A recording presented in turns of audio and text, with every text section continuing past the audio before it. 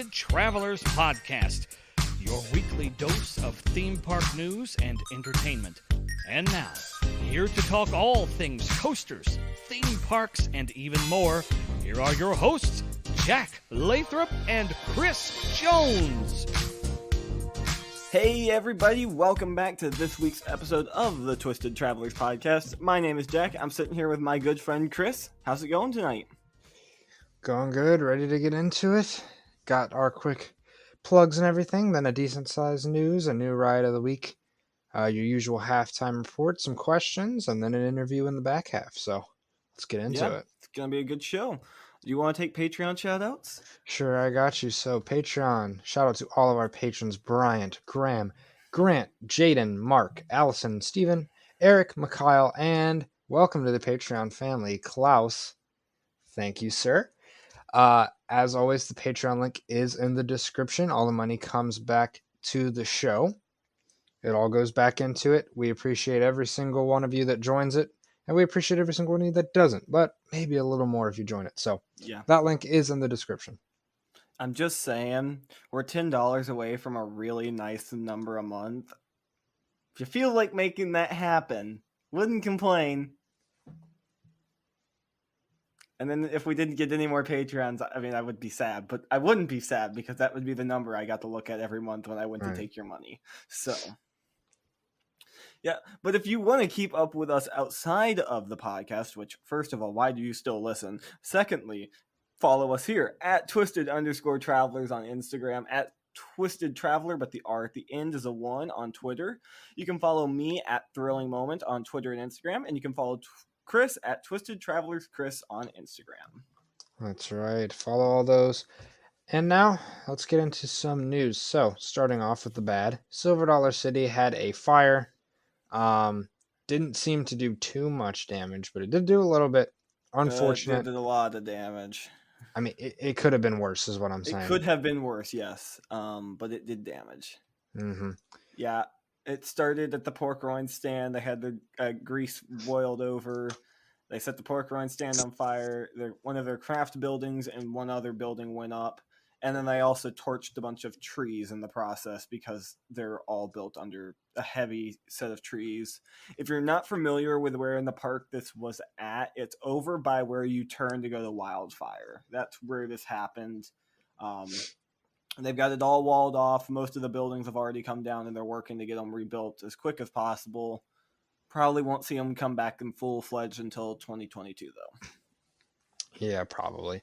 Glad it wasn't, any worse than it was, but still and the good unfortunate. news, no one was hurt. Park was able to reopen the next day, so all good. Mm-hmm. Now, the big news, at IAAPA, Fun Spot America Atlanta finally officially announced Air Force One opening in 2022. We got full layout, full POV, everything you needed. And it looks top tier like we were thinking.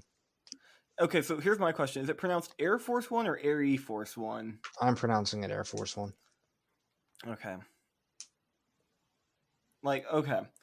I'm not going to trash talk this ride too much, but top tier coaster, bottom tier name. That's about all I've got to add on the name of this ride. But man, it's kind of corny, but it could be worse. I don't really mind it too much, to be honest. Yeah, I think this was in the Drunk Riders Discord server.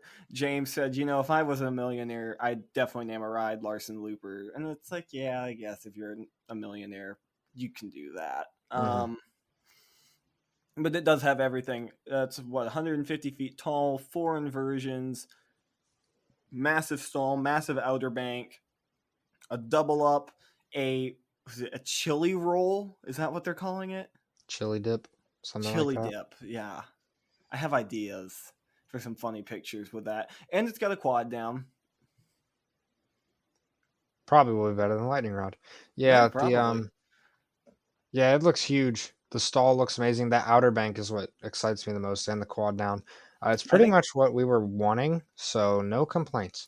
That outer bank, because every time I look at it and I realize how steeply that thing is banked outwards, that gets me excited. But then the other element I'm looking forward to is it's got the double up into the big drop. They had to specify it as a big drop Yeah. into that roll over the building, I just feel like it's going to be nutty. So Yeah. The other thing was they revealed the Zero cars, which I am not a fan of. why? Gonna I'm be honest. curious. I mean, are you going for an Air Force theme or are you going for a Space Invaders theme? True. It looks way too It does. Now that bulky you and say that, it's tacky. got like a very Space Invaders theme to it. I can totally see that Yeah, now. it's way too bulky and colorful for my liking. If they would have either simplified that or gone strictly like Air Force plane, I think it would have been cool. But to me, No, it's so big. the best option would be run it without a Zero car. I mean, I'm telling not you, if you're wanting people. theming. But If yeah, if you want like the best like experience for front row riders, run your roller coasters without Zero cars. yeah, I will. Yeah, the trains. I'm like kind of in the middle. They're nothing special, but they're definitely not like my least favorite trains of all time. I think what excites me most about them is there's plenty of flat surfaces that suction cups will work on. And Scott is listening, and he will understand what I mean. Everyone else is probably like, huh? Oh, I doubt So. they are. I'm sure a lot of people will get that. Mm-hmm. But yeah, that happened. Yeah. Good for Fun And Spot. yeah, and then keeping with major announcements, this one is actually probably the one I'm more excited about because we've known about the Fun Spot RMC for a while now.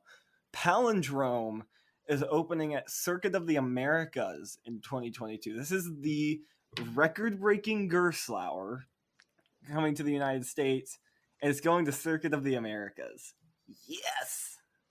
Yeah, I'm just gonna throw my thoughts all out at once. First off, what record are you breaking? I know they claim going over a road, but Goliath at over Georgia has already done that. I know they were like specifying steel coaster because everyone was going to be like No, ravine Goliath at over flyer, Georgia. but yeah, no, literally Goliath over Georgia. Yeah, but I mean the ride still looks good. I didn't expect the new Gerstlauer to be anything huge. This is about what I expected, so I'm not super excited, especially with the fact that it's at um a place A that I race. had never planned on going to before. I'm definitely more excited for Air Force One than this.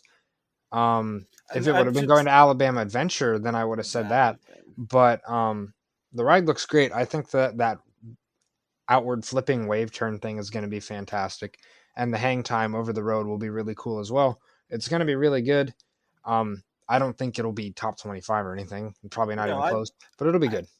when I said I'm more excited for it, it's just we've known a lot about the Fun Spot RMC for a while, so like getting hyped for it this week was not as easy because it's like, yeah, we know all of this, Well, yeah, I know that, but but even like my problem is I never planned going to this place ever. see, and this was one of those places my dad and I have always talked about, like, oh, we could go to, seeing an F1 race at Circuit of the Americas would be cool. And then it's like, oh, they're putting a roller coaster in. A road trip? So, Grand Prix coaster enthusiast F1 road trip might be happening this year because I would love to see an F1 race at Circuit of the Americas. Yeah. In keeping with that, another park that announced a new ride, Adventureland in New York, announces Fireball. Okay, I didn't know anything about this. I just kind of scrolled through the articles, like, what, huh? Oh, nice. I'm going to look at it right now, but um, it appears to be either an SNS 40 free spin or a Zack spin. I do know that. I'm not sure specifically which type, but anytime a small park like this can expand, that's solid, especially when it's a new coaster. Even if enthusiasts won't get the most excited about it just because of the type, good to see them expanding at least. This thing is weird.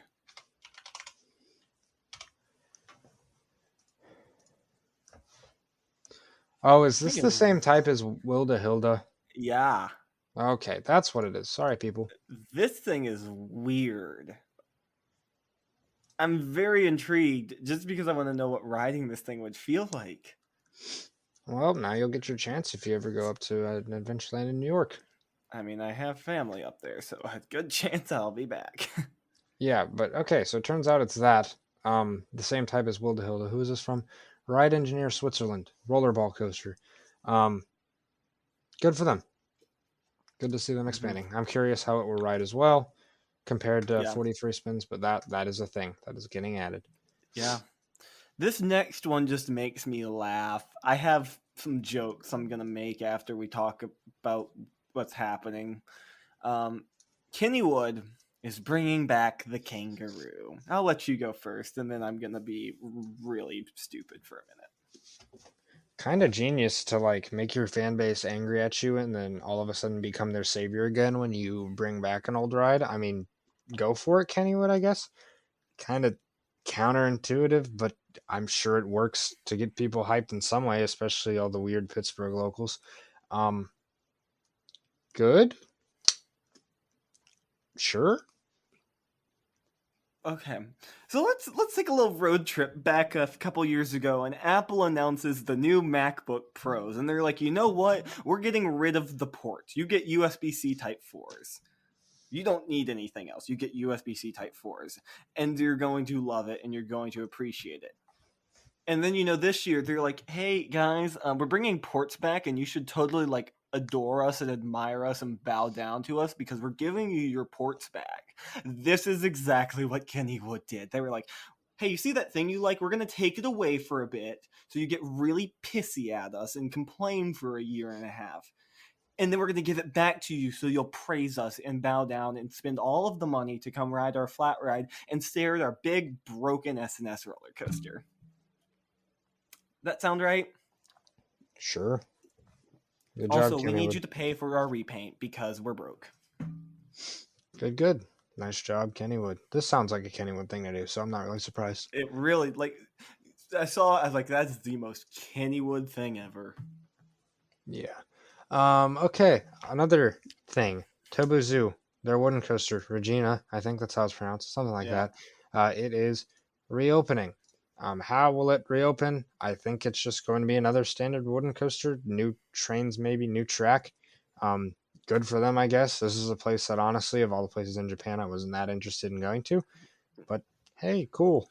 Yeah, of all the people I've talked to that have, been to this place and ridden it, or been to Japan and been to this park, they're like, yeah, it's not that great.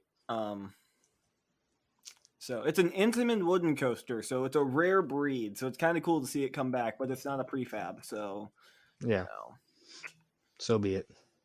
So be it. Yeah, I'm just looking at pictures of it now because I honestly don't know if I've ever looked at it for more than 10 minutes, like through my entire life. I think it's a knockoff CCI from the early 2000s. Yeah. So.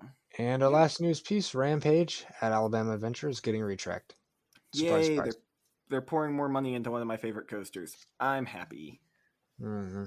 Good for them. That's not surprising to me. We kind of all saw that coming. Yeah, no, it doesn't surprise me. It's just like, yay, happy. Mm-hmm. Okay, ride of the week. So, I believe this was suggested to us from Discord, and that is to have the Wheel of Goliaths. It was. I'm going to go figure out who it was real quick. It was in here. I know it was. Yes, we're doing Goliath. Yeah, it was Eric, Casey Mustang. Yeah, shout out Eric. Shout out. He was like, y'all should do the Goliath. So we're going to do the 4 we've ridden between the two of us.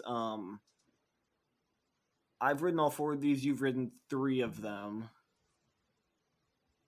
Yeah, so that's going to be the next 4 weeks. And this will probably be the ride of the week that carries us through the end of the season because, spoiler alert, if you haven't been paying attention, we've only got like 6 episodes left this season, y'all. That's right. Whew.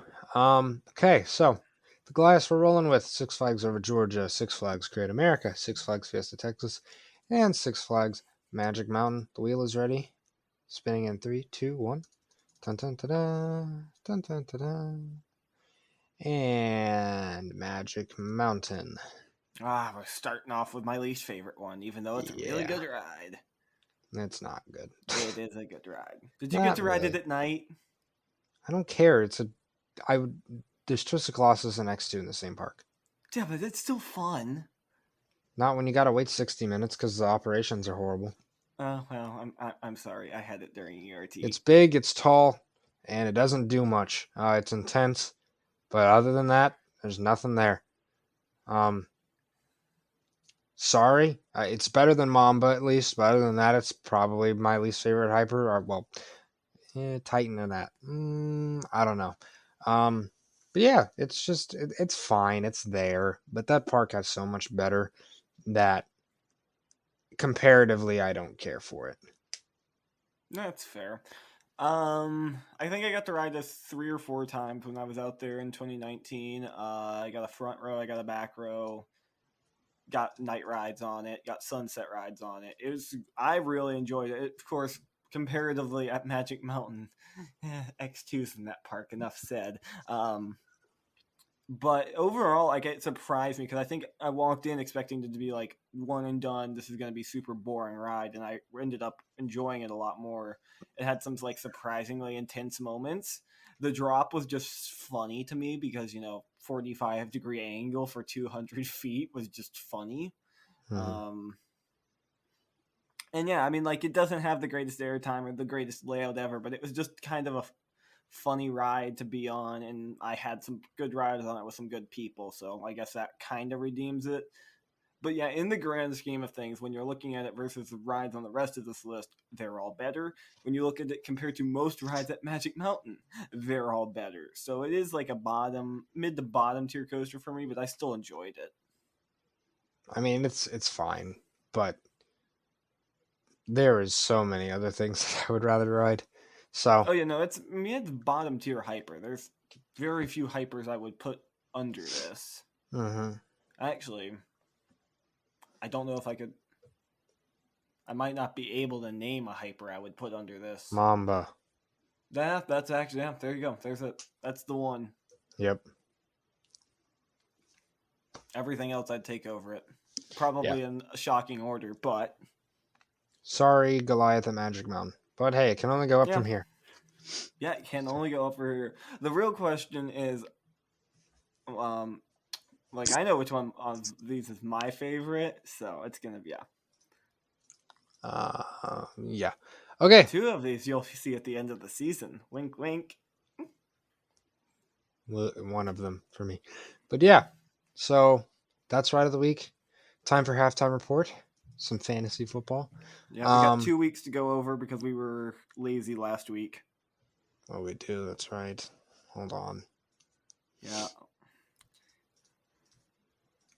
I gotta go find it too, because Okay. Starting off with last week, me versus your dad.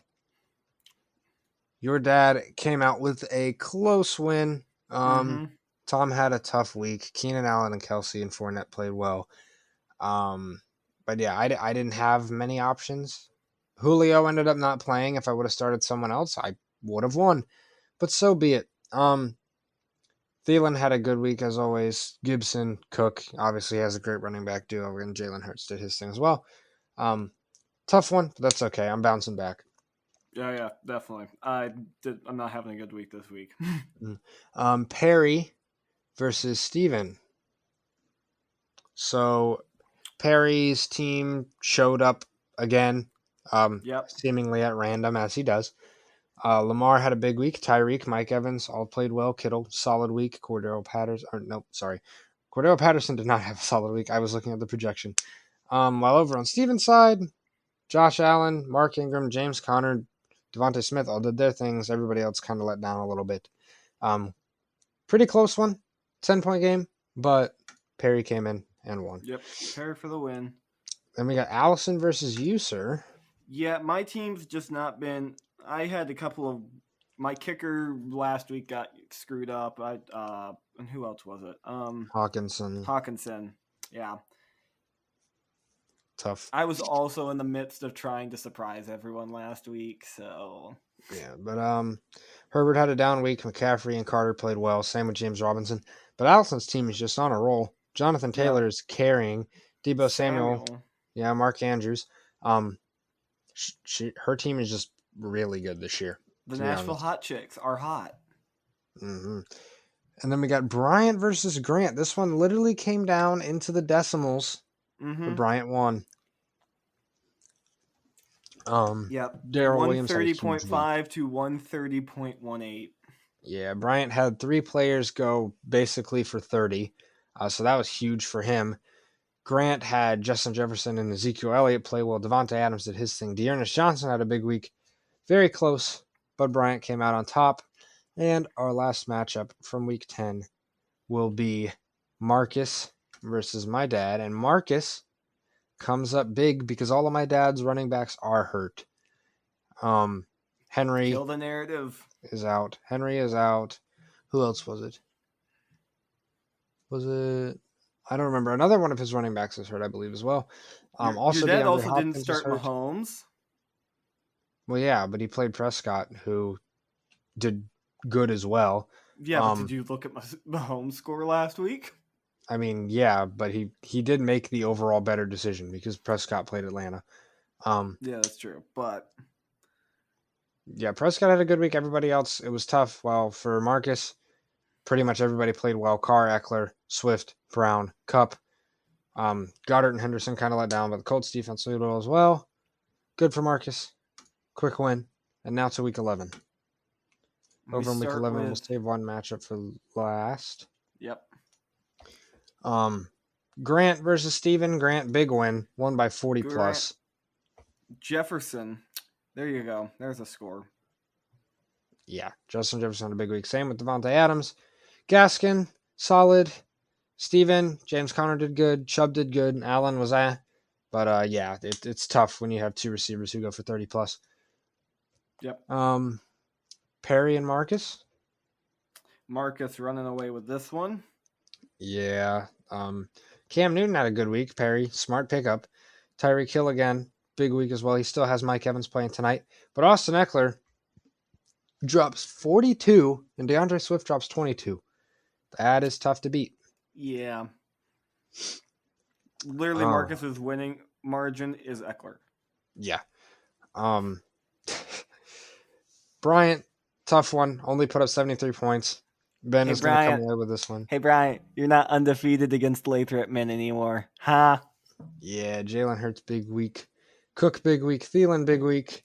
Wow, Bryant, it is just a struggle. Stephon Diggs and Waller played well, but other than that, tough. Yeah. And continuing what might be the most the hot streak versus the person who was unstoppable the first half of the season. Allison has run away with it and pretty much flattened your dad. He still has still has one person to play tonight, but it's over. It's over. My poor dad's fantasy team was getting destroyed by injuries. He had no Hopkins, no Henry. He had to start McKissick and Adrian Peterson as his running backs. Mahomes did horrible. Jalen Waddle was the only one who performed. Well, Allison has Jonathan Taylor, who scored 5 touchdowns, and Terry McLaurin. So, yeah. That's okay. He's still going to end up in first place, I think. No, Actually, no, it's going to be tied. Or actually, Allison's going to take the lead. Yeah. Mm-hmm. And then our last matchup, me versus Jack. Before we move on to our matchup, I just have to say, when we were pitching this fantasy idea, Allison was like, I don't know what I'm doing. I'll lose. I'll have to do the punishment. Mm-hmm. Really? Yeah, she's gone crazy this year. Me versus Jack. So right now Jack is winning, but I still have Tom Brady and Leonard Fournette left. So it's looking like I'm going to win because I am only down by 15. And I still having your QB. We'll see how it finishes. But Keenan Allen and Travis Kelce played well for me. Herbert McCaffrey played well for him. I should have started Mixon. Yeah, but you didn't. I didn't. So yeah, we'll see how this goes. Yeah, this looking at it now, projections say you've got the win, but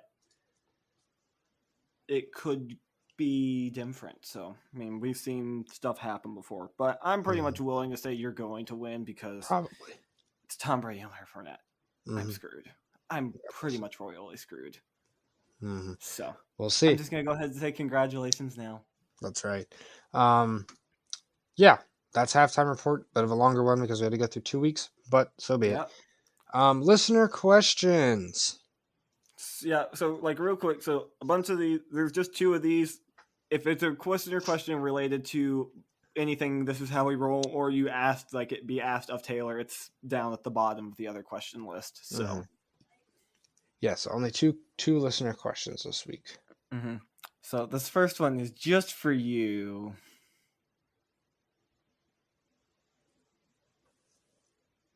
Oh, do you want me to read it? I don't care. Okay.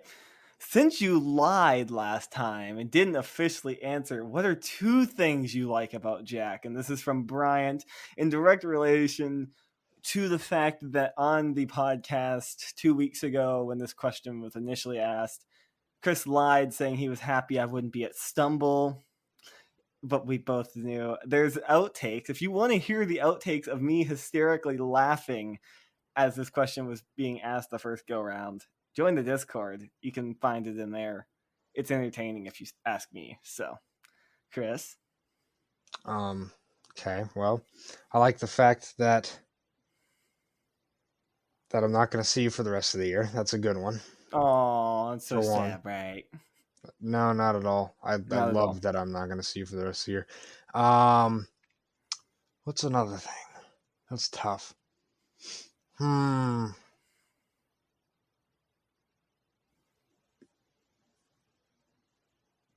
like the fact that my Universal Pass is expiring so that I don't have to go back with you when you come back. Oh, that's wonderful, isn't it?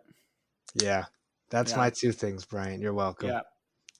You're never going to get him to actually say something nice about me, even if he has those feelings, which I don't think he does, but... No, I don't. But yeah. Bryant, screw you. Not like he's replacing you later tonight or anything. Yeah, not at all. Anyways, from Grant, with many modern steel coasters coming up on the end of their life cycles, which of them do you think will be scrapped and which will undergo major refurbishments and why? Coasters to keep in mind: Nemesis, Kumba, some of the Batman clones, Rougarou, Firebird, Vortex. So he's talking about B&M. B&Ms, yeah, I was going to say. All of the ones with ball joints, their days are numbered. I would say with ones like Nemesis and Kumba, my hope is that if they absolutely need refurbishment, they will get it. Because, they're good. But I don't know. We've only seen one B&M be scrapped before, I think, which was Dueling Dragons. And the ride that replaced it was 10 times better, so... Yeah. I don't know. That's a tough question. It seems like they last... So who knows when that point will come? I guess you can't really have an answer until we see that. Yeah, I think coasters will eventually reach the end of their lifespan. That's something we're going to have to come to terms with. And it just comes down to, in the park's mind, is it worth refurbishing an old ride, or do you just rip it out and put something new in its spot to re-energize it? And I think it's just going to come down to the ride. Nemesis, Kumba, those 2 are iconic, and it would be hard to imagine Alton Towers or Busch Gardens Tampa without those rides in some capacity. But then a ride like Rougarou, tear that thing out and put something better in its place, please. Yeah, I think it just depends on the ride, really, in my opinion. If it's iconic, it's probably not going to go anywhere. Yeah. So... that's going to do it for that bit of listener questions. So we're going to jump over into our interview with Mr. Taylor Bybee from Coaster Studios, and we're going to talk about This Is How We Roll. Okay, so now we're here, and I'm joined by Bryant for the rest of the show because Chris had to drop out to do something else. So, Bryant, how are you? I'm doing fantastic. How are you? Doing good. You have replaced Chris. How do you feel about that? Listen, if I can take the job permanently, I don't think he'll let you do that. It's like when you two can fight in. When Lil Gehrig took over for Wally Pipp, and he didn't give up the job for another 12 years. So never know. You and Chris can fight this one out, and I'll just sit back and watch. But for the rest of the night, we're also joined by Taylor from Coaster Studios. How's it going? Hey, how you doing? Excited to be here. Doing good. So it's been about a year since we've had you on the show, Taylor. Yeah, I remember. Yeah, a lot's happened since that. You kind of released a documentary. Yeah, that is a true statement. It's been quite the year. There's no denying that. Yeah, been fun though. I have had a blast with everything. Awesome. Well, before we're going to talk a lot about the documentary because that's what people want to hear. So I've been pestered about in the Discord server and all that. But before that, IAAPA. You just read Yeah. IAAPA, so we're going to talk about that because we're all nerds and we like IAAPA. So Yeah, if you've never been before, this is the big industry trade show that happens every year. It didn't happen last year because of COVID, but so this has been 2 years since the last IAAPA. And so for me, this was like a great way of like reconnecting with a lot of like industry friends.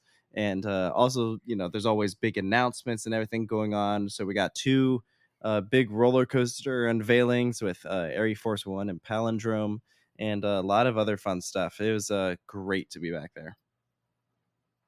awesome. Do you have a favorite thing from the show? There were some really cool things on the trade show floor. I mean, the one that everyone was talking about most was, of course, the Axis car that SNS brought. Yeah, that was sweet. so cool to see, like just so sleek looking. But there were a lot of fun stuff. There was a full-sized animatronic T-Rex on the show floor.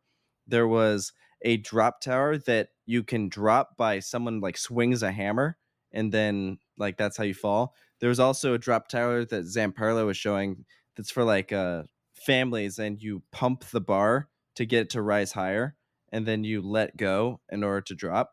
That was interesting. Didn't work as well as I was probably hoping, but it was still a fun concept. We got to experience what was called like a dreamscape, which is this concept for lazy rivers where they can create a covering and then use projection mapping, lasers, and fog to put you in this themed environment as you're like, doing your basic lazy river stuff. So that was super cool. I'd love to see that somewhere. I know it's just limited options because it sort of has to be at night in order to do that, and I don't know how many water parks are open late, but it was still really cool. There were a lot of just fun stuff, and also food galore. Lots of how many free pretzels samples. did you consume? How many So many. Dude, these were the best soft pretzels I've ever had in my life. I had so many of them, and I have no regrets. I would have more if I could. Look, I saw you post about those, and it's like, okay, I can get past all of like the roller coaster unveilings and all the rides that are there, but the food, that's my breaking free point. Dippin' Dots, free mini melts, like free popcorn. Beaver Tails are normally there. Beaver Tails were not there this year, but I found out. So if these pretzels that are like incredible, they have them. I found this out. They have them at Holiday World. So it's called Ben's 3 hours Soft away. Pretzels. I will be right Dude, back. Look out for them. I don't even know where in the park they are, but Ben's Soft Pretzels are at Holiday World. Go get it. It's seriously the best soft pretzel ever. Biggest question of this whole interview: did they have spoons for the Dippin' Dots? They did. In fact, they were edible. Edible spoons. What? Yeah, for Dippin' Dots. That was their new thing they were trying out this year. Honestly, though, not a fan. I didn't think they tasted very good. What was that? What was it like? Like, is it like sugar or? It's like, yeah, it was almost like a little cookie, but it was like in the shape of a spoon. And then you just eat the spoon whenever you're done. But it didn't like taste good. It was just like there. So, I didn't even finish the full spoon. I took a couple bites and I was like, I don't like this. So I just threw it away. It was a fun concept, but I think they got to adjust their flavor. That's interesting. Like, I'm interested to like try that eventually, even if it hopefully like tastes better at some point. But... Reminds me of it wasn't an upcharge or anything. You just like grab it. So I'm sure that they'll be, if they're successful, then they'll roll them out at other Dippin' Dot stands. Edible Dippin' Dots. Okay, there you go. There's the. You just say edible Dippin' Dots. Dippin' Dots were already edible, Jack. I said edible Dippin' Dots spoons. Okay, all right. It's still the ice cream of the future, baby. Oh yeah. Well, and then, all of the fun leading up to and after IAAPA, because there was that thing called Stumble, and then just IAAPA seems to get more... This year, from people I've talked to, it sounds like it was a little more low-key than in the past, although that was probably to be expected with COVID. Yeah, the show floor was a little smaller than normal. There were some vendors that are not usually there. Like in terms of manufacturers, like I know Mondial wasn't there, and neither was Mauer.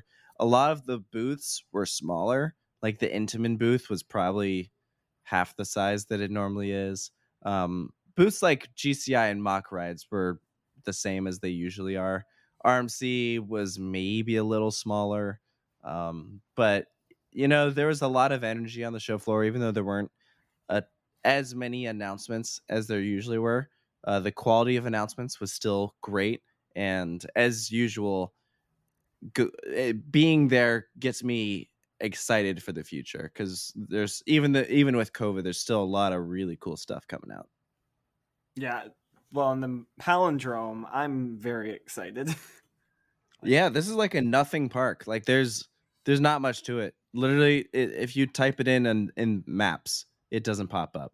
Like it's so new and has so little, and they're getting a Gerstlauer Infinity Coaster. Like that's unbelievable. Well, and for me, like the cherry on top is it's at Circuit of the Americas, so excuse to finally go see an F1 race at Circuit of the Americas.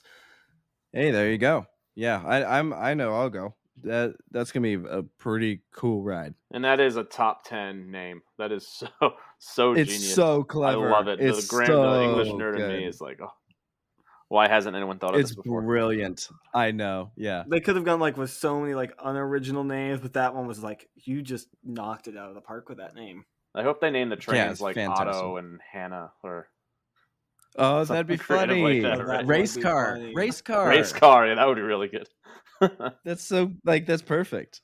That would be great. Maybe that'll all be theming in the queue. It's just like different palindromes. It's gonna be like cardboard cutouts with like dictionary definitions on it. Just in the queue. Oh my god. Yeah. Yeah. Oh man. Yeah. Well, it was cool. It was cool. That kind of hits on IAAPA. We'll get to the main event now. There's a documentary called This Is How We Roll that you had some form of involvement with. I'm not entirely sure what you did with it, but I may have had something to do with it. Yeah. Yeah. So when I was about to graduate college as a senior capstone, we have to do this big project, and it's actually very flexible what you can do. And so a lot of people were making short films or something. It's basically just to show that everything you've learned throughout your 4 years of college has been put to good use. And so I enjoy doing documentaries. I had done some smaller ones with Kentucky Kingdom. I did one on King's Dominion a while ago, and some shorts. And so I said I want to do something else like that. And I didn't have a ton of ideas. Originally, I was thinking maybe a piece on Alan Shoki could be pretty cool. But what that ended up evolving into was, what about just RMC overall? And I had met the people at RMC. I'd been up to their facility. I went in 2017, and I had seen them at IAAPA, but I wasn't really close to them. I think they knew who I was, but not really. And so I sent a pitch email to Amy, who's Fred's daughter, and said, I kind of explained the whole thing and was like, what do you think about this idea? And she was just so enthusiastic about it, was saying, this is, we've been wanting a documentary made about us, and like, we feel that, this would be a great way to do it. We think that you'd be the right person to tell the story. And that was like crazy, because, she mentioned there'd been like TV stations or something that had the same sort of idea, but they turned them down because they didn't think that they'd be able to do the story justice. And they said yes to this little email I sent. It was insane. So at that point I was like, all right, well, now I can't screw this up. So it was at that point it went from the crazy idea to how can we actually make this happen. And so I got two friends of mine, Scott Schaefer and Sarah Anderson, on board, and the three of us went around the country filming this thing. There are a couple of shoots I did off on my own. Like I went out to like Du Bois, where Fred grew up, like middle of nowhere, Wyoming, and like did a couple stuff. But for the most part, the three of us just traveled around, like filming everything, getting as much footage of the different rides and interviewing the people who were involved with it. And we had so much footage that we realized that this project is a lot bigger than we initially thought. And there's no way this could be done in 40 minutes. Like the story is too big. And the final product actually ended up being about double that. And absolutely thrilled with how it turned out. It was was insane. Absolutely. Yeah, so like, and I remember when you announced this, I think was it at Keys to the Kingdom? Was that when It you like was, yeah. formally announced it? Yeah, I started working on it in like January, February of 2020, and then actually announced it in August. So I've been working on it for like 6 months. Had already filmed a bunch of stuff. Like when we had been out to the RMC facility, we'd interviewed people like Marcus Lashock and Ann and Brian and some of the folks down at Six Flags over Texas. And but we didn't really tell anyone that we were doing this until we knew that we were gonna like, you know, have stuff to show. Because originally the thought was, oh, we'll try and get it out by the end of the year in 2020. Well, as we started filming this, we're like, there's no way that is going to be able to happen. So then at Keys to the Kingdom, we're like, all right, how about coming next year? Yeah, and then COVID didn't help either. We all know that. No, yeah, because originally the idea, I was supposed to go to Europe in 2020, and so one of the ideas was, oh, we'll interview Vekoma because they are the salespeople for RMCs in Europe. They do, they're responsible for why we have like Wildfire and Untamed to this day.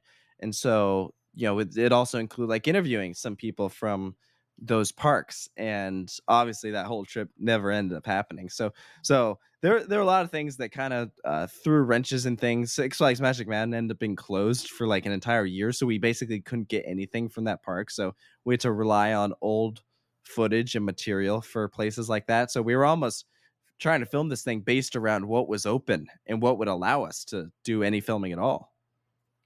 Yeah, and then through all of that, though, it kind of like, I know you and I have talked about it off air, like through this whole process. The story, you really didn't like know where you wanted to take it at some points, did you? No. So I've been telling people the biggest miracle about this whole project was Stunt Pilot, the entire ride. It didn't exist up until probably it was announced 2 weeks after our first RMC shoot. So we had done all the big interviews with the key people at RMC, and none of us knew about Stunt Pilot. And then when we were at Silverwood, we hear like some subtle things that imply that there might be a Raptor in Silverwood's future. We're like, oh, cool, but we didn't think it was gonna be like next year. At this point, it's almost September. A lot of parks have already announced their new for 2021 rides, and so we leave, and a week and a half or 2 weeks later, Silverwood says, yeah, we're building Stunt Pilot and RMC Raptor. And we didn't really have much of a heads up. Again, we heard that it might happen, but we didn't know when. And so when they announced that, it was like, oh my gosh, like this could not have been better. And so like I remember texting like Scott and Sarah being like, this is like the best thing that could have ever happened to this project, because it's not the biggest, the tallest, the fastest ride, but it's going at the place where Fred got started, and they're getting to build a ride in their backyard. Like that's unbelievable. And now that we know Fred is retired, like he literally went out with a bang. Like this was like he got to build a ride that he can experience, and he can show all of his friends and family whenever he wants. Like that's so cool. It's really poetic. It really is, like, because it's like the perfect arc. Which, if you haven't seen the documentary, first of all, link is going to be in the description. You should go watch it like right now because it's awesome.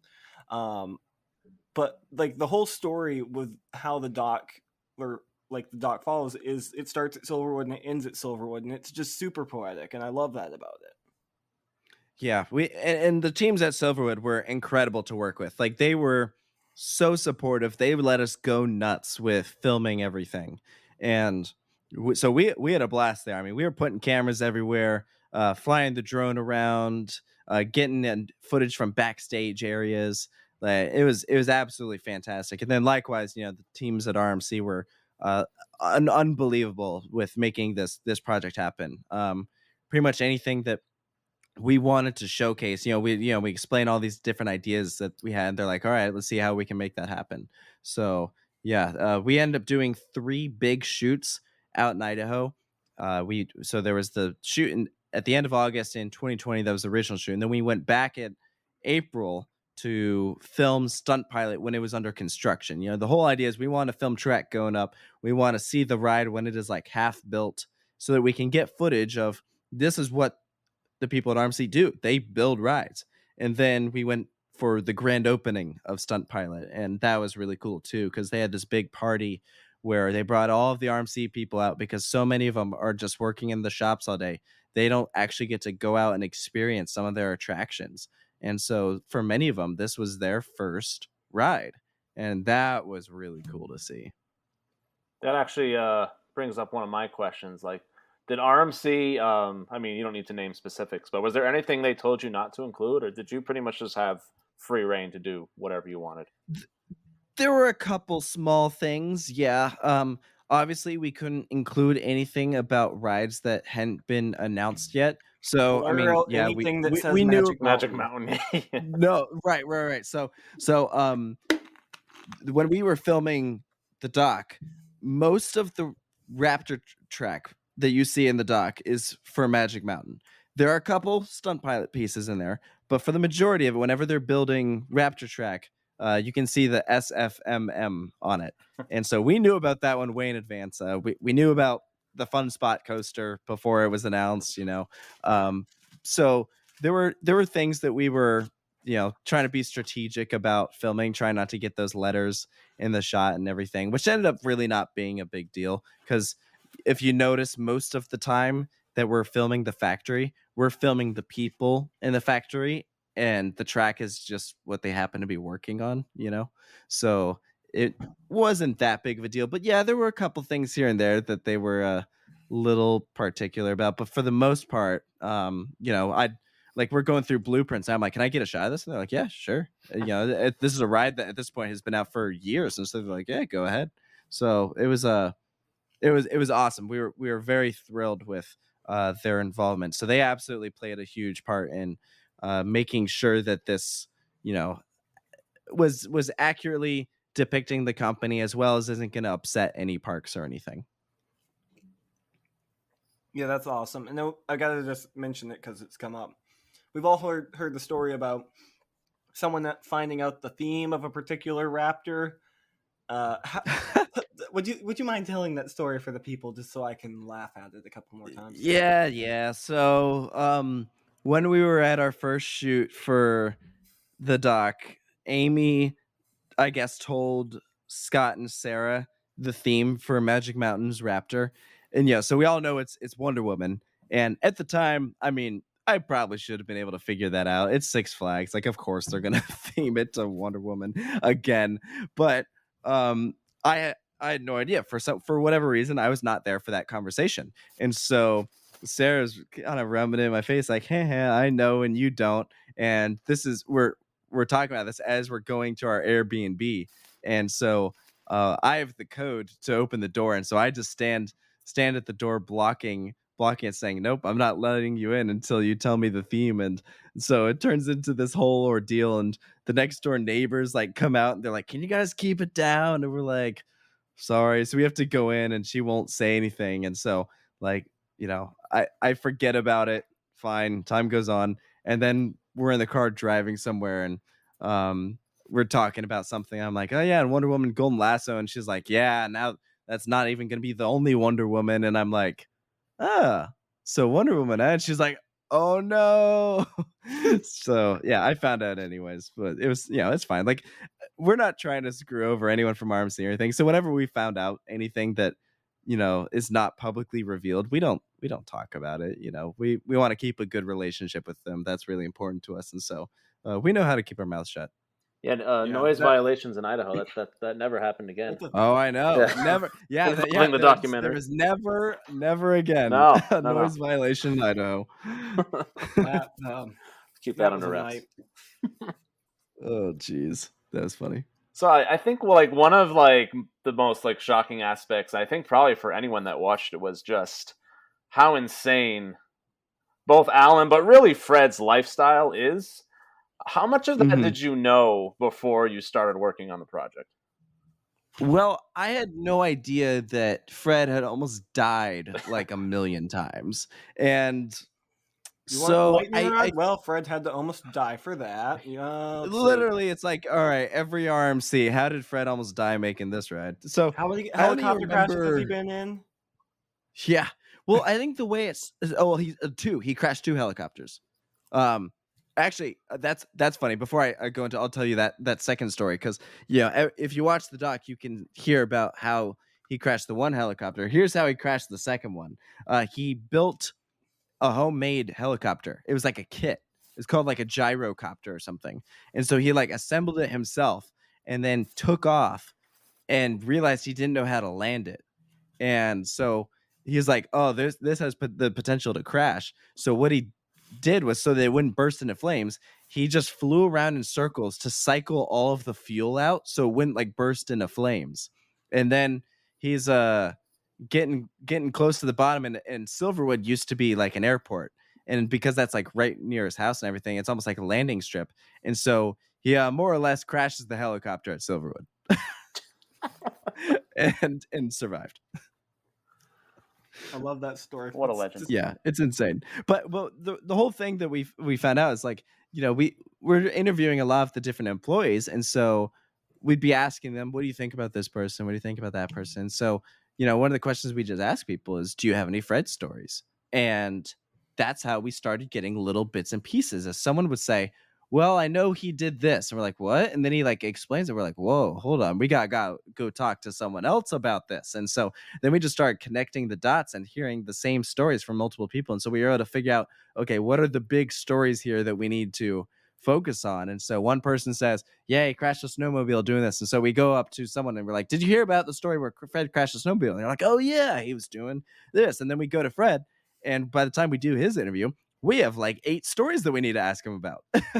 And so that's really how it all happened. And so that's why we were able to cut back and forth between everyone, is because we were just having everyone kind of explain what they know about these different key moments throughout Fred's life. And it's just absolutely insane.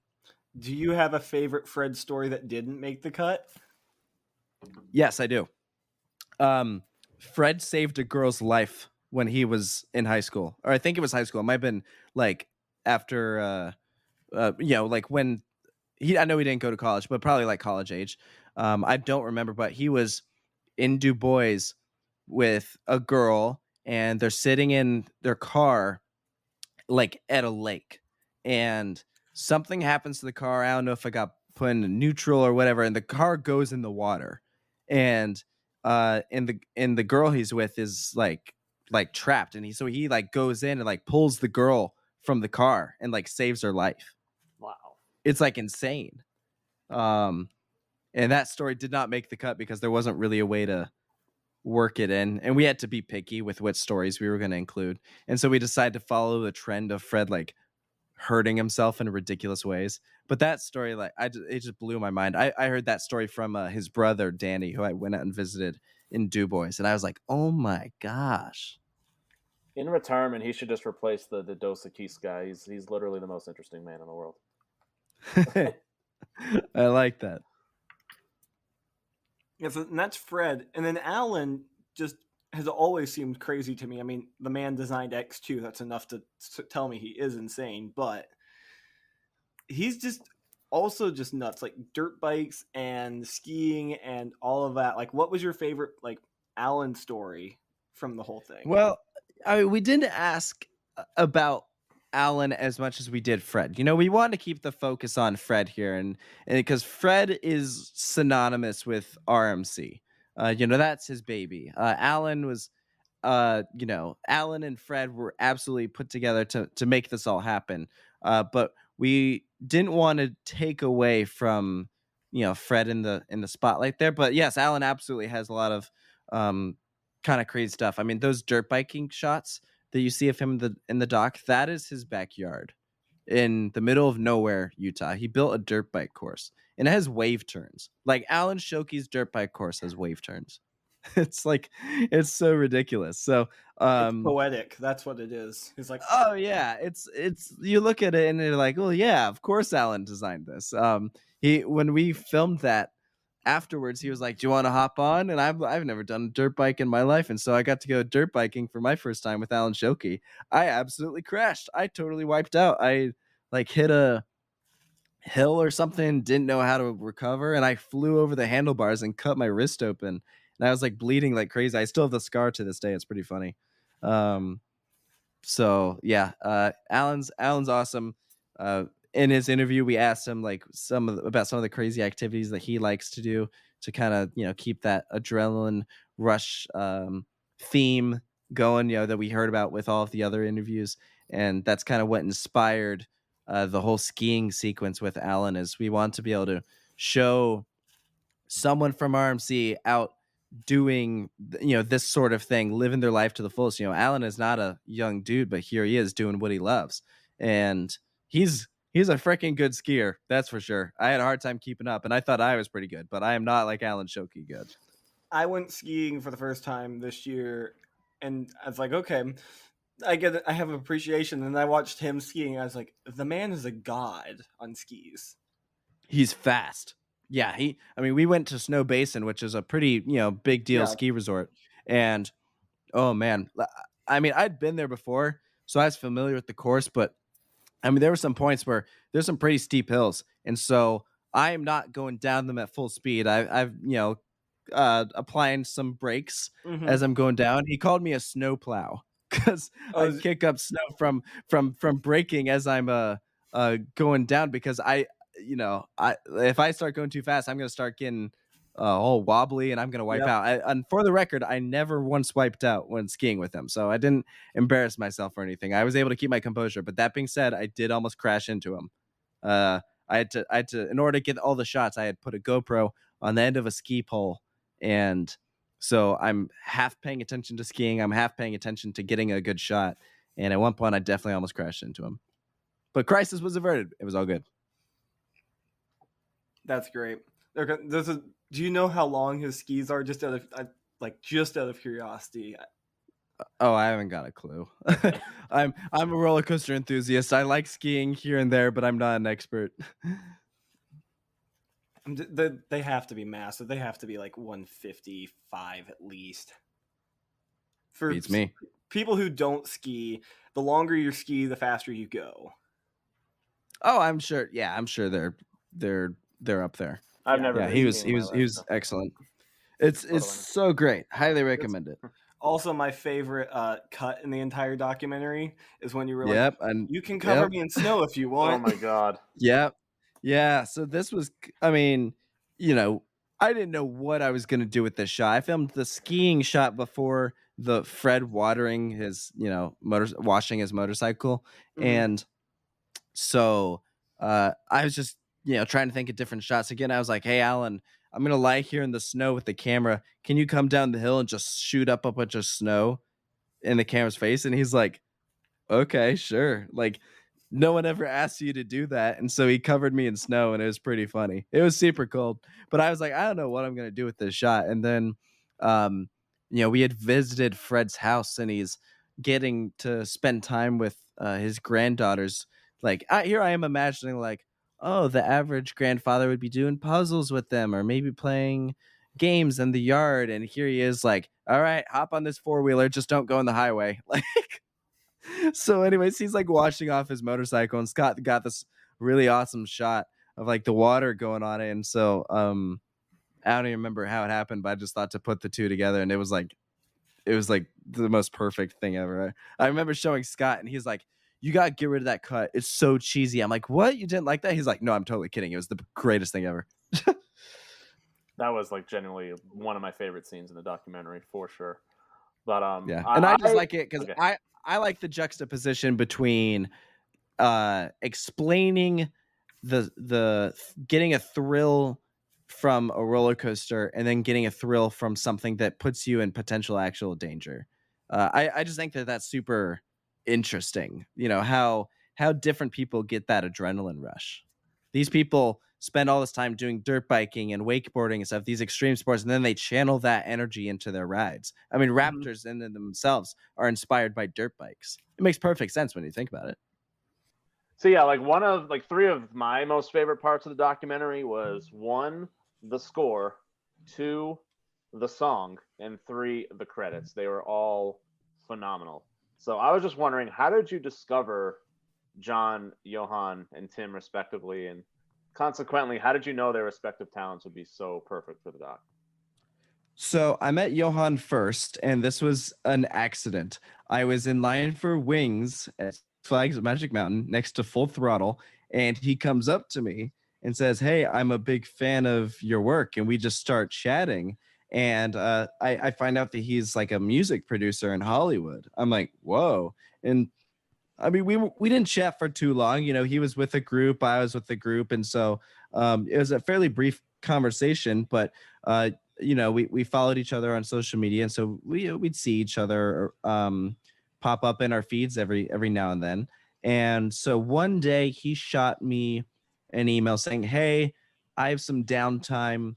I'm just, you know, asking around to see if anyone has any projects or anything. Do you know of anything going on?" I was like, you know, I'm going to be doing a documentary at some point. It'd be pretty cool to have an original song for it. And so he was like, "Yeah, I'd be totally down." And, you know, some time goes by and I follow up and I'm like, "Hey, are you still interested about this?" And he's like, "Yeah." And so I say, "I would love for the song to be called This Is How We Roll." And this is before I even knew that the documentary would be called that. I just knew that this was like RMC's slogan. And so I said, "I really like this mentality. I want the song to kind of follow this idea and concept, but don't mention anything about roller coasters. You know, let's not be cheesy here." And so he's like, "I got you." And so he sends me like a couple concept like beats and different things. And, you know, I kind of pick like what sort of vibe we're going for. And we wanted to make something that was upbeat and feel good. And so he came up with, he worked in This Is How We Roll and had this really kind of poetic song about like never growing old and, you know, living life to the fullest. And it was really cool. I remember, I think I received that in probably March of 2020. The documentary came out in October of 2021. So I was sitting on that song for almost a year and a half. And I had no idea how I was going to work it in. But eventually I was like thinking about, you know, how what would be cool for credits. I came across this guy on Instagram called Trackmaker, and everyone should go follow this guy. He's so talented. His name is Tim. I've never met him. He's from Germany, but we had several calls about this. I pitched this idea to him on Instagram about doing some end credits because he had these really creative ideas about doing roller coasters in a themed environment based off whatever the theme is for the ride. And so I told him, I was like, "I want you to design every single RMC that they have ever built." He's like, "That's a huge project." And to animate the whole thing is, you know, a lot of time. So we started talking about this in probably May or April of 2020. And that was one of the last things that was finished for the doc. It was like right before it came out. And so You and I were texting like the week before, and you were like, "The credits are still not done, and I have no idea if they will be done in time for Idaho." I was so stressed. I'm like the Idaho premiere was like days away, and I didn't have the final credits. And I'm like, I don't know if this is gonna be done in time. That was a big stress point. It turned out phenomenal. I was so thrilled with that. And then as for John, who is our composer, I had worked with him through Save My Park, and so he was fantastic to work with for this documentary. And so I said, "I would love to bring you back to do this." And he was just absolutely on board. He's an enthusiast. He's so talented. And this was a lot more music to do than Save My Park. It's about double the length. And the big idea with this one is I said, I want to have a different theme for each of the big roller coasters that we're going to highlight in the documentary. And I want it to kind of mimic, again, the theme of the ride, much like the end credits. So Lightning Rod is very 50s. Wonder Woman is very superhero-esque. Goliath feels like massive and godlike. So we really had fun kind of coming up with all these different ideas for what the roller coaster should sound like and what sort of feeling we want to evoke from people. And the score was just absolutely brilliant. I mean, anyone who watches the end of the doc and isn't like almost in tears from like how like the music that he's done with it. Like it's just like the full package. It absolutely made it. My favorite little motif, for no particular reason, is what's playing while all of the shots of dead lightning rod are happening.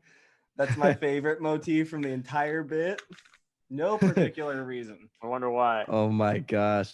Well, it was really fun coming up with all these different things, and I totally forgot what I was gonna say. Hold on, give me a second. I had something. You better cut this. What do I look on, like? An editor? Hold on, I had something. It was on the tip of my tongue. Oh, okay. Yeah, I mean, you know that he's done a good job when I find myself riding one of the roller coasters in the documentary, and as we're going through the layout, I'm like humming the music that's playing of it, like during the documentary. Like I'm there riding New Texas Giant, and I'm like da, da, da, da, da, like just like humming to the whole thing. It's like so funny, but that's how it's like it totally gets stuck in your head. It's great. Stunt Pilot that night after the premiere. That's all I was thinking in my head when I was on that ride. Yeah. Absolutely. I was thinking about my tie is continuing to hit my face. This hurts. Why do you think I wore a bow tie? Yeah, you were the smart one. Smart But man. also, how long did it take you to tie that bow tie? Okay, in my defense, I knew I was going to be on camera, so I want it to be absolutely perfect. And anyone who ties bow ties, because first of all, I ain't going to wear a stupid clip-on. I'm going to tie my own bow ties. But you know that when you get a real bow tie, it's not going to look like a clip-on, because it has flavor to it. You can't just have a perfect bow tie, like it has imperfections to it. So I was trying to make it as perfect as possible. I don't want to hear your sass. I mean, thought it to looked his pretty good. No, to your credit, it did look really good. It's Yeah, just yeah. that Can the you rest tie of a us bow are- tie, Jack? I Can cannot. you I tie a can't bow even. tie? I Then can't I don't even wanna tie a hear it. normal tie. To have somebody else do his tie for him before that night. I did. All right. His regular And then tie.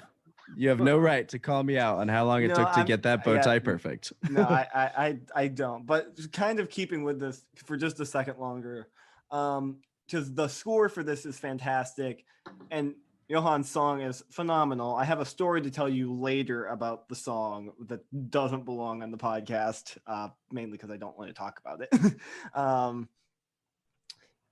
But the end credits, I remember this was December of last year. You showed me and a bunch of our friends like the shortcut of the doc, and you told us Yeah. about the end credits. And I went in and I found the guy on Instagram, and for the rest of the year, I was just stalking. Anytime he posted like one screen grab from it, I was like, I know what that's for. You're like, wow, he's been posting a lot of RMC pictures. I wonder why. Because I asked him to make one for every RMC. That was one of the biggest kept secrets of the documentary is we didn't tell anyone about the end credits or the song or any of that. We just wanted to be a surprise. And so, when we're up there, we're just like, hey, just stay through to the end. Like, don't leave Don't leave for the when credits. it comes on. Yeah. I mean, so we had a lot of fun with that one. Again, that was a huge undertaking, but I was so pleased with how it turned out. Yeah, they So, look. so Jack, since you're plugging your contribution to the film, I want to did we- bring up my little part in the film. Yeah. It's So just this- become this a meme question- in the Drunk Rider server. People take pictures with him. It's great. Oh yeah, there's like a whole inception going on of 8 different people screen grabbing that scene. So this question's actually from Megan. So how much of that opening montage did you have pre-planned, and how much was just purely organic? That's a great question. So that opening montage was the last section of the documentary that was done. And, it doesn't take a lot to understand that, when it comes to a film, probably the two most important things that you want to get right is the beginning and the end. You want to hook people, and then you want to pay off everything at the end. You want to have a satisfying ending. And so the ending we were thrilled with. The beginning in the early edits, it just wasn't enough. The beginning was that opening scene at the construction site. We like it because it's showing what they do on site and everything, but something about it it was boring. And in some test viewing, some people were saying this doesn't feel like the beginning of a documentary. it feels like it'd be a scene like later on. And so it's like, okay, what can we do here to fix this? And so you mentioned a 17-minute edit. The backstory of that one is when we realized that this project was going to be so big and way more ambitious than we thought, for the school project, we made a 17-minute shortened version that we ended up using as a proof of concept. We showed it to some parks when we were filming this. It's like, hey, can you let us come to your park to film? Here's why we're doing it. Here's proof that this will work.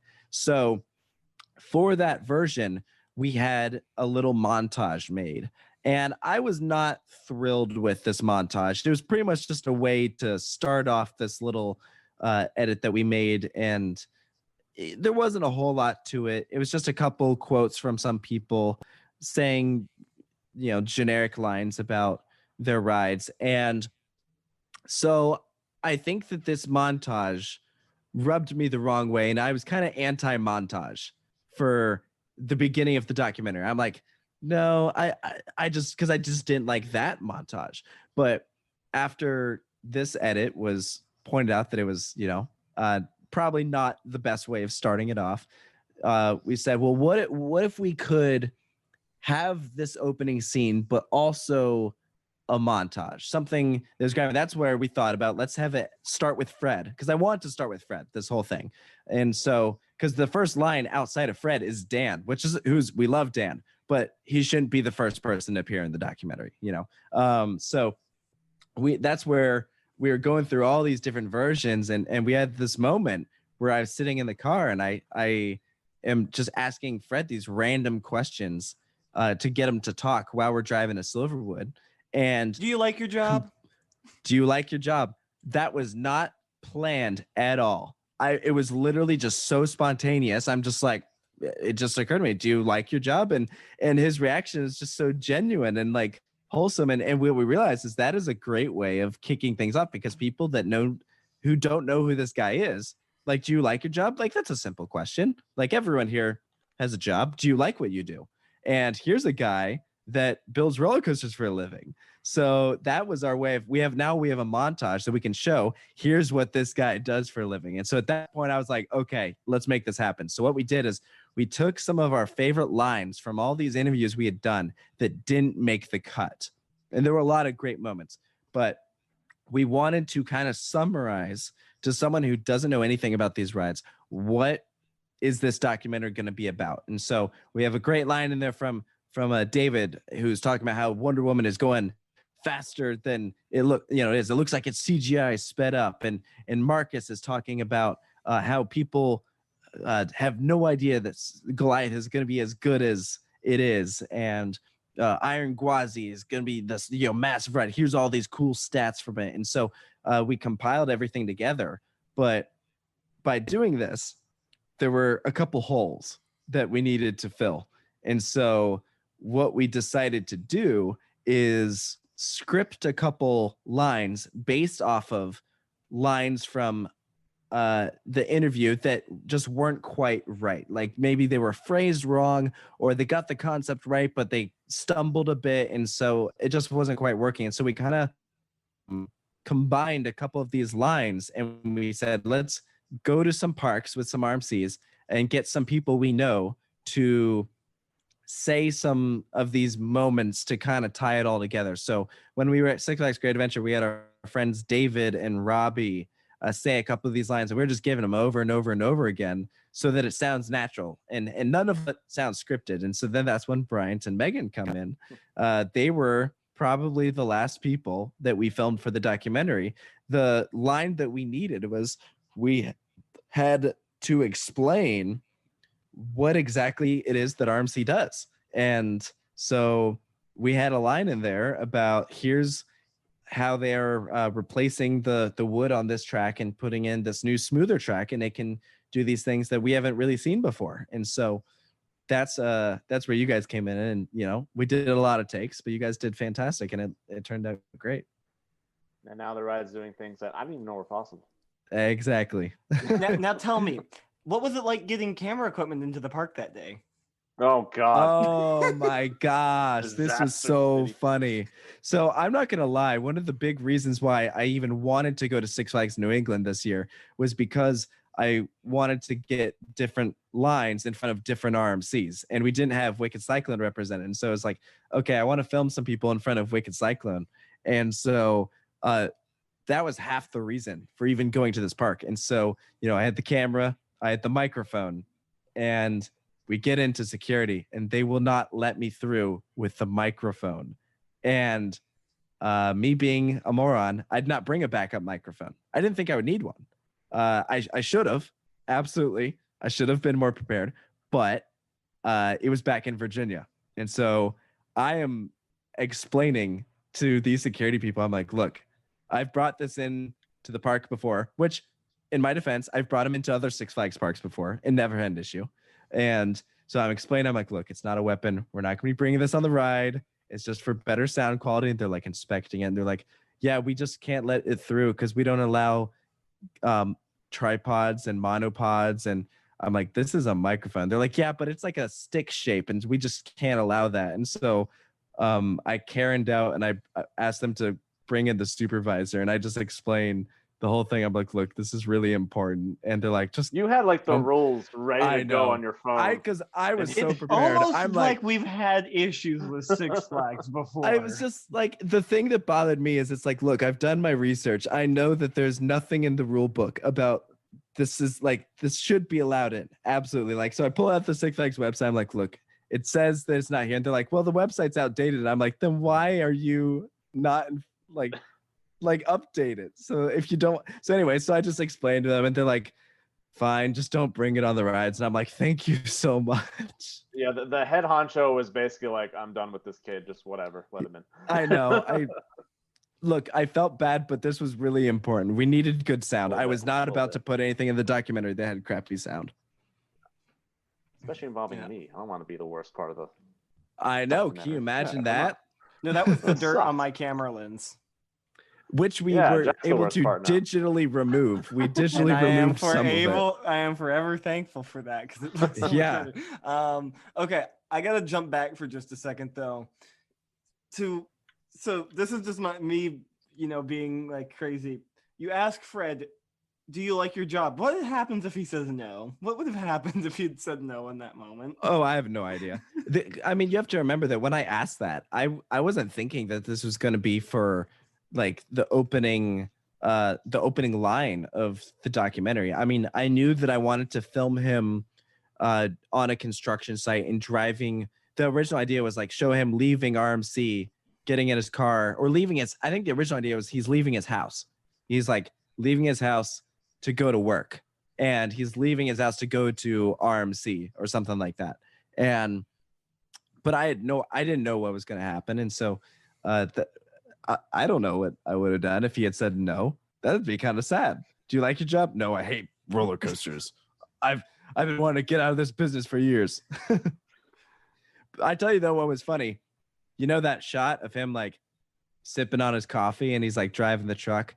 That is quite the setup we had there. We had this giant suction cup on the hood of his truck with like this convoluted, twisted arm to hold this GoPro shooting like 5K that's on Fred's windshield, and then he's driving on site to Silverwood with this massive setup on his truck, like driving down the roads. I'm wondering what the other drivers are thinking. Like, I wish we had got a picture of this setup. Like, like our big concern, like as we're leaving, we're like, Fred, can you see the road? Like, is this going to be a problem? Is this going to be distracting? He's like, no, it's fine. So, but it was quite the setup.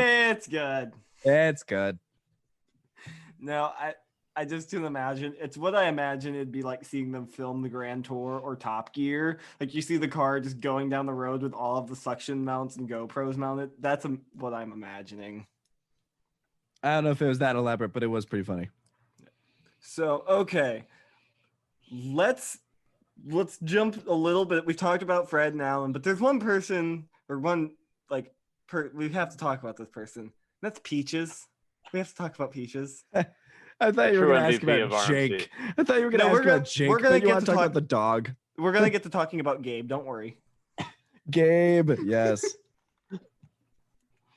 Peaches is great. I had met Peaches back when I visited the RMC in 2017, and So I was very pleased to see when we revisited 3 years later that the dog was still there and still doing the exact same thing of hanging around the RMC shop, coming and going as she pleases.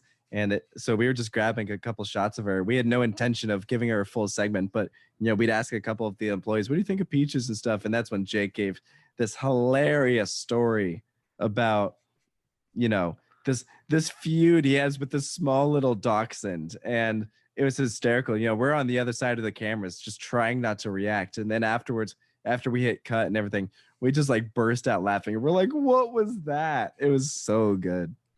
Well, and of I all have to. people- Sorry, go ahead, Jack.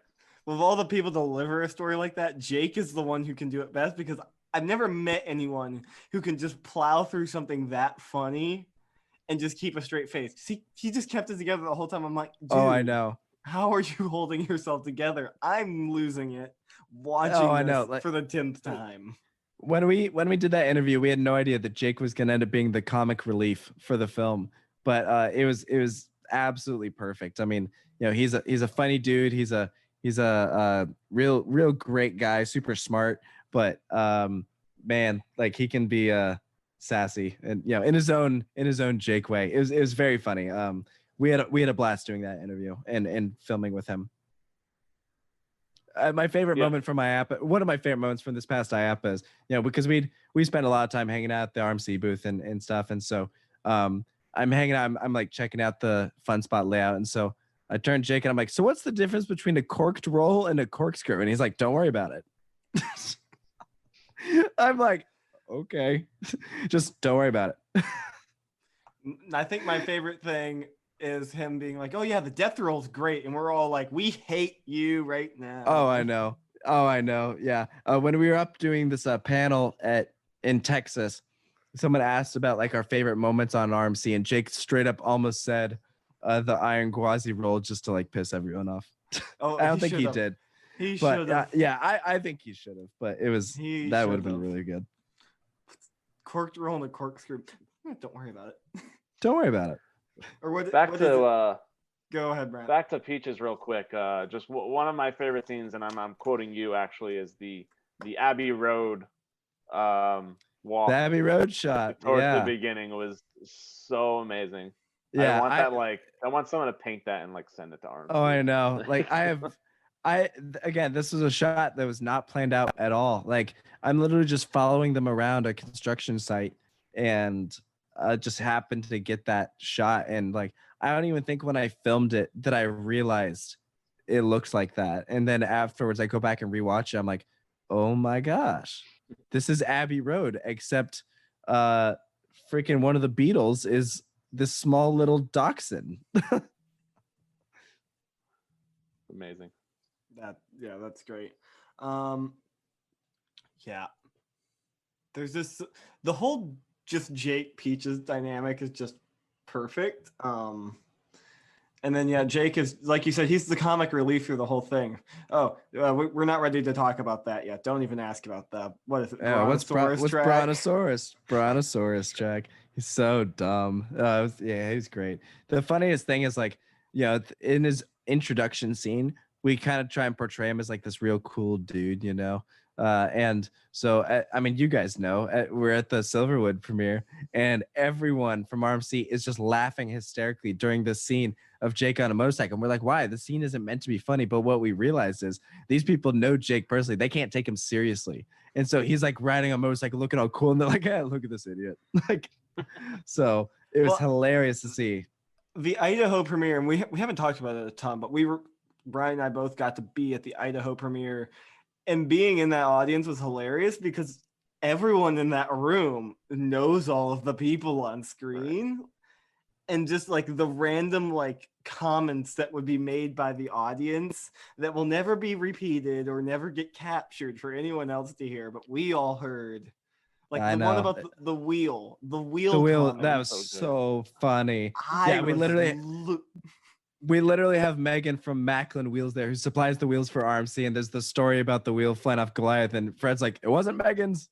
Like, so like it was so funny. Like the entire audience is laughing, but that was such an interesting experience because what we realized is that even though this film is about the people from RMC, the people from RMC are not our target audience. You know, we want this film to be understood by people that have no idea what RMC is and everything. But these are people that are the close friends and family, and so we're so thrilled that they loved it.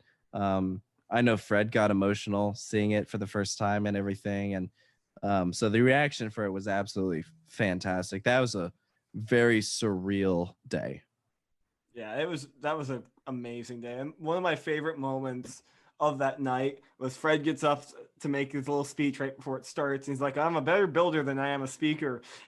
Fast forward an hour and 10 minutes into the documentary, and you get the exact same speech from him. Yeah, I'm like, it was so funny because like he gives that speech at to all the RMC facility, and we're thinking like oh my gosh, this is like so great. Like, I love what he's saying here, but then like he gives like an almost identical speech to us like at the start of the doc, and then we're like, wait a minute, does he give the same speech every time? I have no idea, but it was it's one of my favorite scenes in the documentaries when he's addressing everyone from RMC. Like I think that's such a cool moment. Well, and that whole premiere night was also just surreal because, just announces his retirement on stage and none of us knew. None of us knew. Didn't have a clue. Yeah. That was a big surprise. Absolutely. Yeah. So, okay. I'm looking down my list of like, what haven't we talked about? It's like, oh, it's still long. Okay. Here's a good question. The documentary's been out, about a month and a half now. Are there any regrets you have? Any scenes you want to change? Anything you want to add? Anything you'd take out now that it's been out for a month and a half? Besides our Wicked Cyclone footage and Jack's smoky lightning rod. Oh my gosh. Well, I love those parts. I don't think there's anything that I would take out. I mean, I don't really have any regrets with the film. I tried to keep the story tight. I didn't want to stray too much into all the nerdy details and stuff that we as coaster enthusiasts will find really interesting. But not every roller coaster needs its own segment. I think one thing that would have been cool is a segment on Twisted Colossus, because that was Fred's first roller coaster, the Colossus, and so I think it's really poetic that they got to redo their own ride. I think that would have made for a really cool sequence, but because Magic Mountain was closed the whole year, it was just not feasible at all, which is a shame. I'll tell you what, I wish when we were doing the interviews that I had asked more questions about how the individual projects impacted Fred more and less about the company. We're asking oh yes, this was the first Wind roller coaster to do this. Okay, but what did you learn from that? How did this impact you personally? And I think that would have helped make the film more emotionally impactful, because like I said, Fred and RMC are synonymous with each other, and we kind of go back and forth between whether we're focusing on Fred and whether we're focusing on RMC. And I wish that we had done a little bit more focusing on Fred. And so I wanted to ask Fred, okay, when things at Lightning Rod didn't work out as well as you hoped, what did you learn from that? What was your takeaway? And then how did you grow as an individual? Yeah, and ask that for all sorts of different rides. I think that would have made the documentary better. Dude, that would be interesting. I'd love to hear his answers to some of those too, because we look at these rides sometimes and it's like, oh yeah, it's a roller coaster, but the documentary is a great reminder. There are people that pour their blood, sweat, and tears in these rides running every single day. And so to hear how a failure, because many would argue that Lightning Rod in its first couple of years was a failure. How did that impact you? Yeah, and we tried to touch on that a little bit. I think one argument that you could make with the film is it doesn't show enough of the problems or the downsides with everything. We're not trying to depict RMC as a perfect company. We want to show that, they're real people. Mistakes are made, but we want to focus how can they, what did you take away from that? And so I think that we did a pretty good job with the lightning rod section, showing how, here was the issue, and here's why it made the company stronger. Like, here's what we did to fix it, but I still think that there could have been a bit more of that personally. Yeah. So if you, like so you ask lightning about rods, regrets, that's one of mine. I think I should have asked more questions about that. well, and lightning rod is a ride that in 10 years I could see having its own entire documentary, because that ride, Yeah. it's got some stories that a lot of people still don't even know. Yeah. Who knows? So no, and so kind of keeping with that though, not including pandemic related stuff, what was the most frustrating part of filming it? Because this kind of goes in like, would you wish you could change? It's like, what was frustrating? What didn't go the way you hoped? That's a tough one. I think that, I mean, this wasn't frustrating, but just logistically, because RMC is out in North Idaho, anytime you need something, it means that you have to go to North Idaho to get it. And so it meant that we had to make sure whenever we had a shoot that we were thorough and we got as much as we could and we weren't going to miss anything. And so when we had done our first shoot and we were doing all of the the 17-minute edit and everything, we had realized that we needed more stuff from RMC, and so we had created an outline edit of like, okay, here's what the documentary would look like, but we need certain scenes to fill the gaps and make it all cohesive. And so that meant that when we showed up at RMC in April, we had a list. We said, here's exactly what we need. So we were very prepared. But that was, I wouldn't say it was frustrating, but it was stressful because we were there for a very specific purpose. And, in the end, we were able to get everything that we needed for the most part. But it did end up working out pretty well. But again, I'm from Virginia and North Idaho is a long ways away. It was a haul to get out there, that's for sure. I think I won traveling the furthest, just saying. That's pretty far. Central Connecticut to Idaho is a bit of a haul. Yeah. So I guess to get on a more positive side, what's been the most rewarding aspect of like the whole filming, and I guess what are you the most proud of individually? Well, I mean, I'm absolutely thrilled with just how it turned out to begin with. I also love I love the process of making a film, and working on this one was like an absolute blast. I mean, we had so much fun filming this thing, so many great memories. I look back on all of that with fondness, and it also, I think it's thrilling. It thrills me hearing everyone's reactions to it, that everyone was so positive about, because this was a labor of love. We've been working on this for so long, and we are so used to it. By the end, we know exactly what is in this film that we kind of we almost take it for granted. And so then when we were hearing all of these reactions, it was making us kind of realize, we're like, oh wow, we really did create something like pretty special here. And so that's pretty awesome to hear. I love hearing people give their reactions to the film, and so it's very, very cool. It's surreal. It's awesome. So that's all of the questions. Bryant came up with a lot of those, so thank you, Bryant. And we turned it over to the listeners, and they have questions. Okay. So this is different. From Grant. During the making of the documentary, what RMCs went up in your rankings and which ones went down? That's a great question. I'll tell you what, New Texas Giant went up in my rankings. I gained a lot more appreciation for that ride. Absolutely.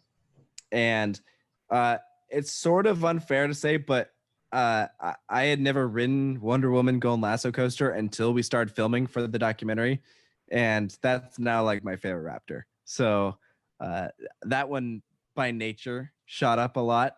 And which one dropped? Weirdly enough, I think Lightning Rod did. Yeah, I think it dropped for all of us.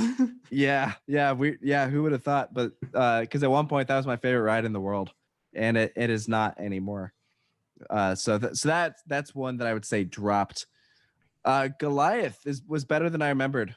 That one was not. We weren't actually doing any filming though, but that was something that we went and rode after. It'd been years since I'd been on it, and we got on it. Like we got to marathon that thing. I think Sarah and I got like 12 consecutive rides because the park was just dead. Again, we weren't doing any filming for the documentary, but it was during the process when we were making it, and that one was like, wow, this thing's like really, really good. Dad and I rode that for the first time this summer, and it was like, wait, hold up. How is a ride that is that short and only has like 4 elements that good? Yeah, that thing packs a punch. Yeah. I think I'm gonna let you ask this next one, Bryant, because Oh, is this the one I had? this was your question. So this isn't even RMC related. My answer is, but Yeah. So ignoring the whole leave no trace thing, what would be the perfect national park roller coaster combo? Whoa. I know. I feel like this should have been like you should have known. I've this had my question before answer we ready recorded. since the second he sent me this question. I want wildfire in Yosemite. Thank you. I'm done. Ooh, that's a good one. Okay, so this is a really interesting question.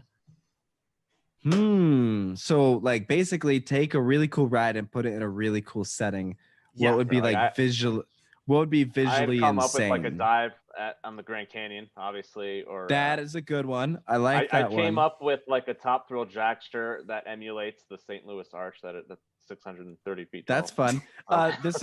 This is a terrible roller coaster, but it's a really fun idea.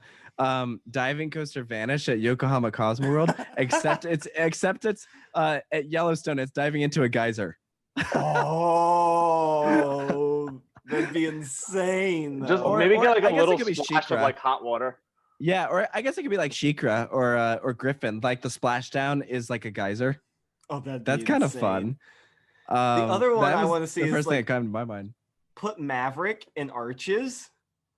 And so you're actually like weaving through the arches. I like that. Heartline, This the is a old Heartline really- roll right through Delicate Arch. Yeah, this is a really fun idea. You should totally Yo, make a I feel like- video on this. Yo, I feel like we gotta get Sarah in on this. Yeah, Sarah, Seriously. Yeah, seriously. Sarah, we need you to contribute to this question. Come here. This is a great question.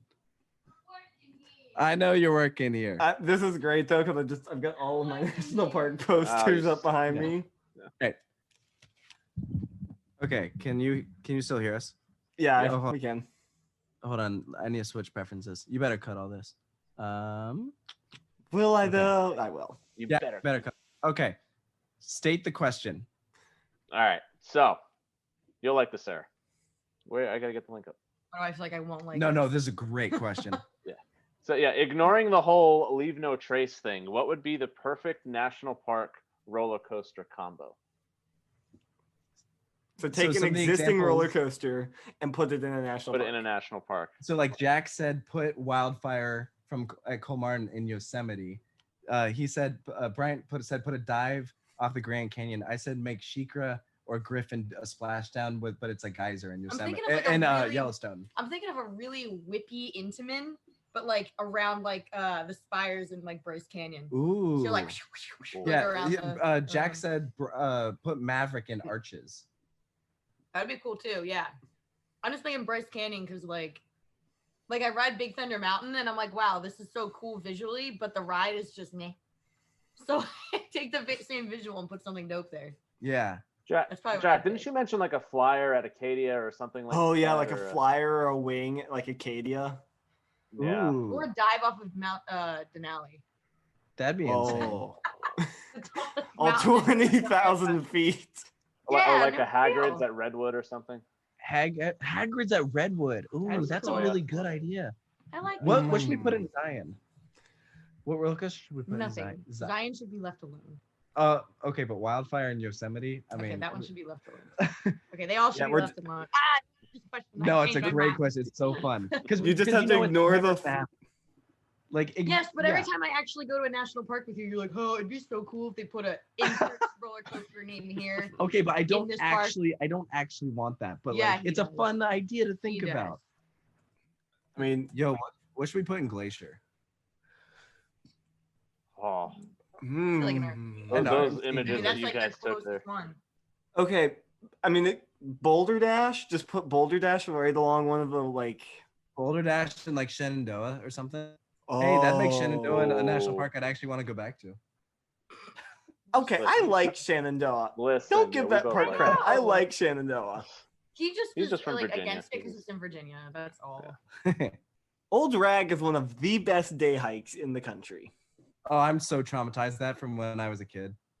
Yeah, I'm traumatized I- when I was All right, I'll let 33. you guys continue. I talked to Bryant was like, so should I do Old Rag? And I'd hiked it like a week before. And I was like, yeah, do it. And he and Megan call me and cussed me out for getting them to hike Old Rag. I mean, granted, I'm in the worst shape of my life, but it was been very hot. Okay, what does Great Smoky Mountains get?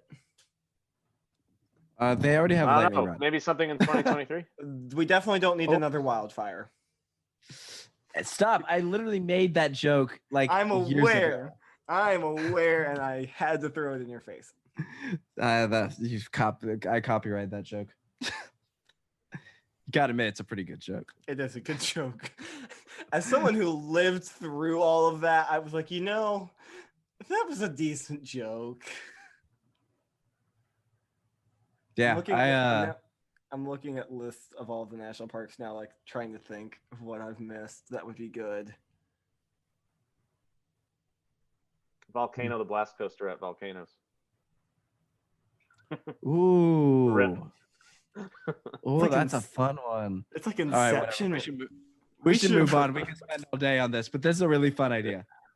Yeah, I really like that question. I'm gonna Dude, put that's a list video together. idea. That's a video idea right Oh, there. you're should- welcome. You You're should welcome. totally do it. You should totally do it. I'm gonna write Like- that down. That's a really fun idea.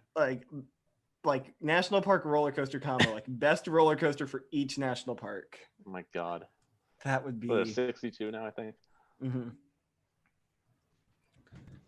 Okay, and so we got one more question. This is one I'm interested to hear if you got any stories on or not. So Zadra blew over while it was being built. Did you hear anything about that while you were filming the doc? That happened before the doc, actually. Yeah, but did that get brought up ever? No, we didn't really ask any Zadra questions. The only story that I have about Zadra falling over is not from RMC. It's actually from Gravity Group. Oh. And I'm not sure I should share it on here, but I don't know. I probably shouldn't, but it's pretty funny. How about when we hit end recording, you tell? Okay, yeah, I might be able to, but like, I don't know. I'm gonna play it safe and probably not. Yeah, no, we won't get you in trouble. We don't need you to get in trouble. It's a really funny story though. That was Yeah, from so- Mikhail, right? Yeah, that was from Mikhail, my Shout out. favorite British He's the man. person. Yes. Yeah. Okay. Now the list is empty. So unless we have any other rambling discussions we want to have, that is everything I have. Bryant, do you have anything you would like to ask? I mean, I've already told Taylor no less than 20 times. So for a 21st time, the documentary is phenomenal. My parents bought it. They loved it. They are not roller coaster people. They instantly fell in love with Fred and Alan's story. We also showed some of our other really good friends a couple weeks ago, and again, they're not enthusiasts. They loved it. So it goes to show it's definitely not for just roller coaster people, and other people with other interests have really enjoyed it as well. So just wanted make those. So glad to points. hear that. No, Of that course, was yeah. that's absolutely the goal we had, is we hoped that people who know nothing about RMC would still enjoy it. And if you do know stuff about roller coasters, then you'll probably like it even more. So, no, I'm very, very pleased to hear that. The reception for the duck has honestly been incredible, like absolutely outstanding. Yeah. And if you haven't seen it yet, there's going to be a link in the description. But also, because Twisted Travelers are nice and we need to do something, we're going to give away a copy of it. So if you haven't bought it yet and you haven't seen it and you want to win a copy, you should join the Discord, because I'm going to have a thing up on Wednesday morning that's going to tell you how you could potentially win a copy of the doc if you don't already own one. Ooh, so I like this. And if you want to support the show so I can spend more money on giveaways, patreon.com/Twisted Travelers. We're $10 away from a really funny number, and I want that number to happen. Is it the number that I'm as thinking your of right now? replacement, It's Chris? probably the number that you're thinking Nice. of. Yeah. Nice. Yeah. That number. Yeah. And Chris, as your replacement today, I'm speaking directly to you. Buy your mic. Buy your mic. That's all. Yeah, he's had the money for like 2-3, maybe longer, I don't remember, to buy his like fancy microphone. And has he? No. Yeah, my money. Specifically. Love you, Chris. Anyway, yeah, so miss you, Chris. Like he's gonna if he listens through this, I'll be impressed. I can't tell you the last. Yeah. No. So with that, Taylor, thank you so much for coming on. This has been awesome. Of course, I had so much fun. Always good to chat with you guys. I think everyone knows where they can find you, but if not, do you want to tell them? Yeah, sure. I mean, Coaster Studios is available on YouTube. We're on Twitter, Instagram, Facebook. And then This Is How We Roll is on Vimeo. It is vimeo.com/on-demand/This Is How We Roll movie. And This Is How We Roll also has an Instagram account. So you can go follow that for some cool behind-the-scenes photos and a lot of other cool stuff. Yeah. And I will drop links to all of that in the description. Of course, for us, you can follow us on Instagram at @twisted_travelers, Twitter's at Twisted Traveler, but the R at the end is the one. You can follow me on Twitter and Instagram at Thrilling Moment, and Chris is at Twisted Travelers Chris.